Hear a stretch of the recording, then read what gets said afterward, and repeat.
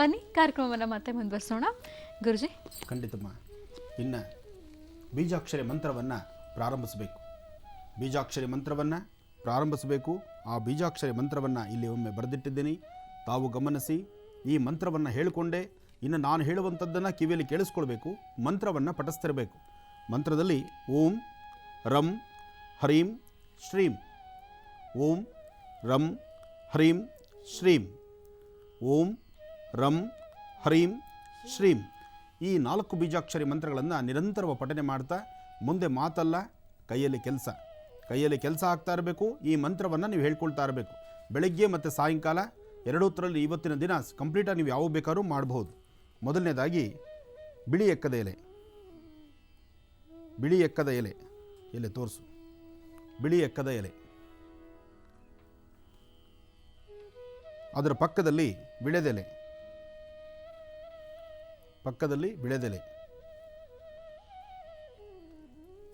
ಅದರ ಪಕ್ಕದಲ್ಲಿ ಅರಳಿ ಎಲೆ. ಬಿಳಿ ಎಕ್ಕ, ವಿಳೆದೆಲೆ, ಅರಳಿ ಎಲೆ, ಈ 3 ಎಲೆಗಳು. ಬಿಳಿ ಎಕ್ಕದಲ್ಲಿ 3 ಎಲೆಗಳಿಗೂ 3 ಹಿಡಿಯಷ್ಟು ಅನ್ನವನ್ನು ತೆಗೆದುಕೋಬೇಕು. ಒಮ್ಮೆ ದೃಷ್ಟಿ ತೆಗೆದುಕೋಬೇಕು, ಅನ್ನವನ್ನು ಅದರ ಮೇಲೆ ಇಡಬೇಕು. ದೃಷ್ಟಿ ತೆಗೆದುಕೊಳ್ಳೋದು, ಅನ್ನವನ್ನು ಅಲ್ಲಿಡೋದು. ಇಡಪ್ಪ. ಹಾಂ, ಮಧ್ಯದಲ್ಲಿ ಆ ಕಡೆ 3 ಕಡೆಗೂ ಅನ್ನ ಇಟ್ಟಿದ್ದೀವಿ. ಅನ್ನದ ಮೇಲೆ ಮೊದಲನೇದಾಗಿ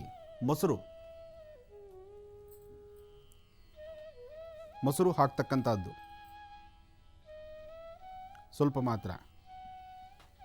ಮಧ್ಯದಲ್ಲಿ ಜೇನುತುಪ್ಪ 1 ಹನಿ,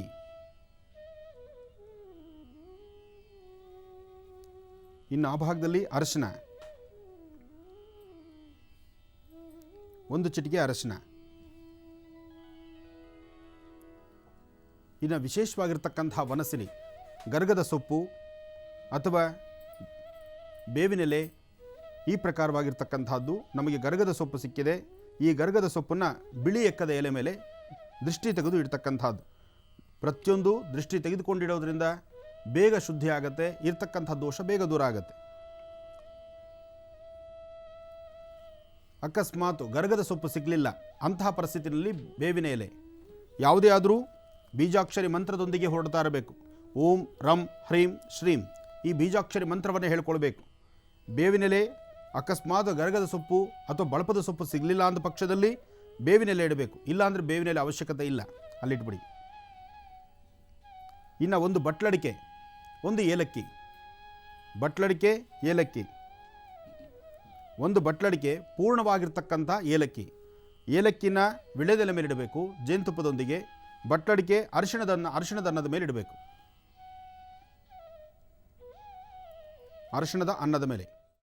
ಕೈಮಾ ಲಿವರ್ ಚಕ್ಕಣ ಮಾಡುವ ವಿಧಾನ: ಒಂದು ಬಾಣಲಿಗೆ ಎಣ್ಣೆ, ಈರುಳ್ಳಿ ಹಾಕಿ ಹುರಿದು ಶುಂಠಿ ಬೆಳ್ಳುಳ್ಳಿ ಪೇಸ್ಟ್, ಅರಿಶಿನ, ಪುದೀನ, ಕೊತ್ತಂಬರಿ ಸೊಪ್ಪು, ಲಿವರ್, ನೀರು, ಬೇಯಿಸಿದ ಕೈಮಾ, ಟೊಮ್ಯಾಟೊ ಪ್ಯೂರಿ, ಗರಂ ಮಸಾಲ, ತುಪ್ಪ ಮುಚ್ಚಳ ಮುಚ್ಚಿ ಬೇಯಿಸಿ. ಈಗ ಕೈಮಾ ಲಿವರ್ ಚಾಕಣ ಸವಿಯಲು ಸಿದ್ಧ. ನಮ್ಮ ಇವತ್ತಿನ ಕಾರ್ಯಕ್ರಮದಲ್ಲಿ GFC ಖ್ಯಾತಿಯ ಕೃಷ್ಣಪ್ಪನವರು ಒಳ್ಳೆ ಚಾಕ್ನವನ್ನ ಮಾಡಿ ಕೊಟ್ಟಿದ್ದಾರೆ.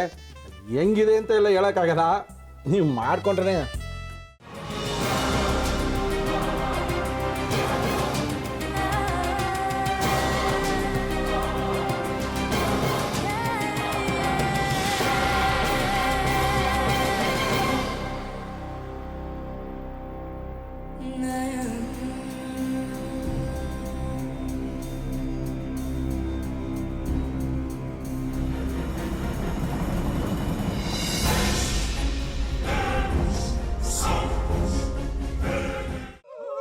ಎಟ್ಟಿ ತಕೊಳಕ್ ಬಂದವ್ರನ್ನ ಸುಮ್ಮನೆ ಬಿಡಲ್ಲ, ರೂಮ್ ಕರ್ಕೊಂಡೋಗಿ ಸಾಯಿಸ್ಬಿಡ್ತದೆ.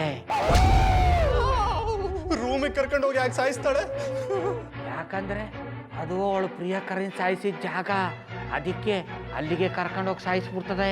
ಈ ಮನೇಲಿ ದೆವ್ವ ಇದೆ ಅಂತ ಭಾಸ್ಕರ್ ಅವ್ರು ನನ್ಗೆ ಹೇಳೇ ಇಲ್ಲ. ಅವ್ರ ಹಟ್ಟಿಲಿ ವಾಸ ಆಗಿದ್ರ ತಾನೆ ಹೇಳಕ.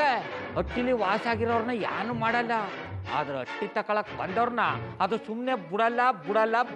ಇದನ್ನೆಲ್ಲ ಹೇಳ್ತಿದ್ಯಲ್ಲ, ನೀ ಯಾರು? ನಾನು ನಾನು ಎಟ್ಟಿ ವಾಚ್ಮ್ಯಾನು. ನಾನು ಅರ್ಜೆಂಟಾಗಿ ರಾಮನಗರ ಹೋಗಬೇಕು. ನೀನು ವೆಹಿಕಲ್ ಕಳಿಸ್ತೀಯಾ? ಅಷ್ಟೇ ತಾನೇ, ಎಷ್ಟು ಗಂಟೆಗೆ ಅಂತ ಹೇಳಿ ಕಳಿಸ್ತೀನಿ. ಮೊನ್ನೆ ಯಾರೊಬ್ರನ್ನ ಕಳಿಸಿದ್ಯಲ್ಲ, ಅವನೇ ಕಳಿಸು, ಚೆನ್ನಾಗಿ ಓಡಿಸ್ತಾನೆ ಅವನು. ಮೊನ್ನೆನಾ?